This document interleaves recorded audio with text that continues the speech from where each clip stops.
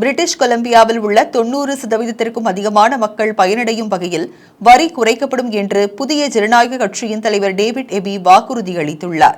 October 19ஆம் தேதி நடைபெறும் மாகாண தேர்தலில் தமது அரசாங்கம் ஆட்சிக்கு வந்தால் அடுத்த ஆண்டு முதல் சராசரி குடும்பத்திற்கு $1000 வரி குறைப்பை அமல்படுத்தும் என்று நேற்று இடம்பெற்ற ஒரு பிரச்சார கூட்டத்தில் தெரிவித்தார். இந்த வரி குறைப்பு திட்டமானது ஒவ்வொரு ஆண்டும் தனிநபர் வருமானத்தில் $10,000 வரியிலிருந்து விலக்கு அளிக்கப்படும் எனவும், இந்த திட்டமானது பெரும்பாலான குடும்பங்களுக்கு $1000க்கும் அதிகமாகவும், தனிநபர்களுக்கு $500க்கும் அதிகமாகவும் குறைக்கப்படும் என்றும், இத்திட்டத்தின் மூலம் உடனடியாக $1000 நிவாரணம் வழங்கப்படும் என்றும் தெரிவித்தார்.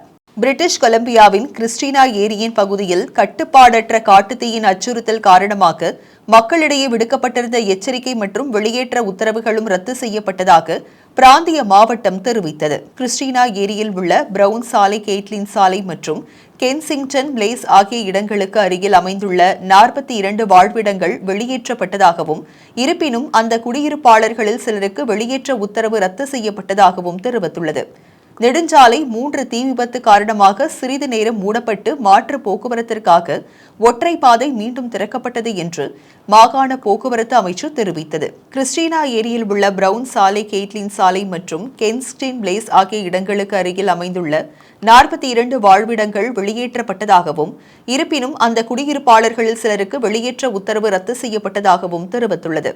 நெடுஞ்சாலை 3 தீ விபத்து காரணமாக சிறிது நேரம் மூடப்பட்டு மாற்று போக்குவரத்திற்காக ஒற்றை பாதை மீண்டும் திறக்கப்பட்டது என்று மாகாண போக்குவரத்து அமைச்சு தெரிவித்தது.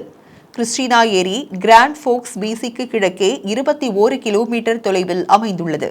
கெனடிய வதிவிட பாடசாலைகளில் இருந்து உயிர் தப்பியவர்களையும் வீடு திரும்பாதவர்களையும் கௌரவிக்கும் முகமாக புதிய பழங்குடியின ஆன்மீக தோட்டம் இன்று திறக்கப்படும் என நகர அதிகாரிகள் தெரிவித்துள்ளனர். இந்த தோட்டமானது உயிர் பிழைத்த மற்றும் வீட்டிற்கு வராத அனைத்து பழங்குடியின குழந்தைகளையும் கௌரவிக்கும் வகையில் ஒவ்வொரு தலைநகரிலும் உள்ள குடியிருப்பு பாடசாலைகளில் நினைவு சின்னத்தை நிறுவ அரசாங்கங்களுக்கு கெனடாவின் உண்மை மற்றும் நல்லிணக்க ஆணைக்குழு கோரிக்கை விடுத்துள்ளது.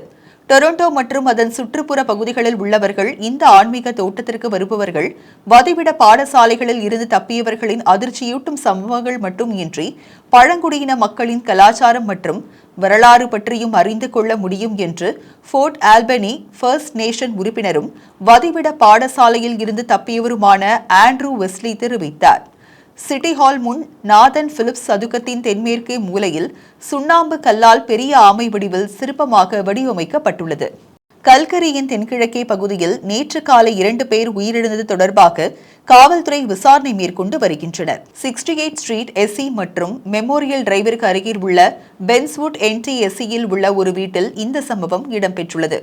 இந்த மரணம் சந்தேகத்துக்குரியது என்றும் இது தொடர்பான மேலதிக விவரம் எதுவும் தெரியவில்லை என்றும் காவல்துறை தெரிவித்தனர். இந்த சம்பவம் தொடர்பாக தகவல் தெரிந்தவர்கள் காவல்துறையை அல்லது பெயர் வெளியிட விரும்பாதவர்கள் கிரைம் ஸ்டாப்பர்ஸை தொடர்பு கொள்ளுமாறு காவல்துறை கேட்டுள்ளனர்.